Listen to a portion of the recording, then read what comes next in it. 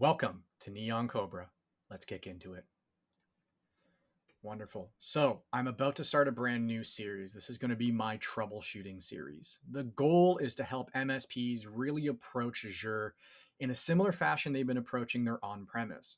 I'm here to say don't reinvent the wheel. Over the next couple of weeks, we're going to take a look at some various areas to focus on, starting with high level breakdowns, working into kind of behaviors and symptoms, and we'll talk about some general troubleshooting techniques along the way, as well as some advantageous tools you can use to leverage at your disposal. But taking it from the top, I'm here to tell you don't reinvent the wheel when you're trying to troubleshoot Azure problems, right? A lot of the same infrastructure is going to be there. There may be some mild differences on maybe how you're using some platform services versus general servers, but the same kind of troubleshooting concepts apply, right? Case in point, if you're dealing, let's set a hypothetical scenario. You've got an Azure virtual desktop and users are having performance issues, right? You get a service ticket in saying AVD is slow, AVD isn't responding, whatever the case is. Very generic, as you could likely expect. So the first thing I would recommend is, hop into the host and see what's happening, right? Do we see the issue that the user is reporting? Is it a transient? Is it happening constantly, right? And then you start going down through your general list of tools. Look at Task Manager, right? This will tell you how many users are in the environment. Is certain resource constraints in play? Are we seeing CPU, memory, disk, networking maybe being pegged? Do we see higher than expected values? One of the design philosophies we talked about earlier in my series was make sure you're using as much of the server resources as possible, right? You're paying for them. You don't want them sitting idle. But there is a point where you maybe should be concerned. If they're sitting around 80%, that's a pretty good level out of resources. Obviously, if there's very erratic spikes and we're seeing flatline performance, we need to maybe reevaluate whether this is the right sort of host pool for them. Maybe we need to spread that out. But realistically, unless there's massive spikes in workload, the end user experience is generally pretty even. So take a look at Task Manager, find out maybe what might be spiking certain resources, and then follow that rabbit hole. Take a look at event logs, right? A lot of times you'll be getting crashes and freezes that to the user may be their application, but it could be maybe an Outlook add-on. It could be an AVD. It could be even like a Windows Store app that is locking up and causing issues.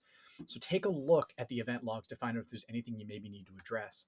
There could be large security events in there. Maybe there's an expired set of credentials that is causing like a network drive to attempt to remap. Maybe there's brute force happening because maybe something's open that shouldn't have been there. Maybe an AV is having some problems, and that's kind of the next thing. Check to make sure your antivirus software isn't throwing up false positives or even actual results. You'd likely get an alert, but it's always great to check. Occasionally, ancient line of business applications need exclusions to drives just because they don't play well with AV. So make sure those are in play. And then at that point, start your data gathering, right? Look around. Is it just affecting one user? Are you able to replicate the problem? Understand what's being affected. The user's environment, could just be they live in Outlook all day. So to them, the whole host pool is locking up. When you start to kind of pick away and ask questions and qualify, you might find out it's just Outlook. And then you find out it's an old, add-on that might be causing the crashing, right? Alternatively, you're looking at maybe a major line of business application, and every time the user triggers that application, it affects the whole host. Doesn't necessarily mean there's a problem with the host. Look at the other servers that might be supporting that application. Perhaps there's a disk IO constraint or a CPU constraint on the actual application servers.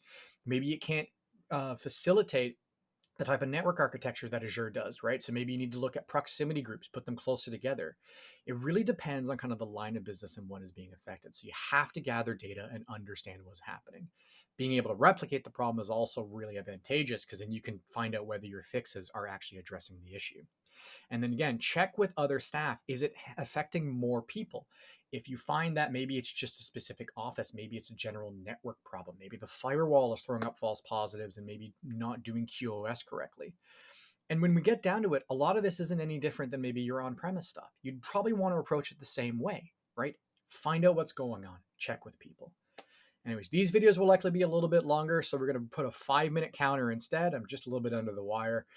We'll be going through, I'd love to hear back some general techniques. And you'll probably hear me say this numerous times, but it's always DNS, right? Check DNS. Make sure your records, your host files, all that stuff is up to date. Make sure scavenging's on, make sure your forwarders are in place, and make sure everything works correctly. We'll dive into that in some later videos. Anyways, Catch you next time.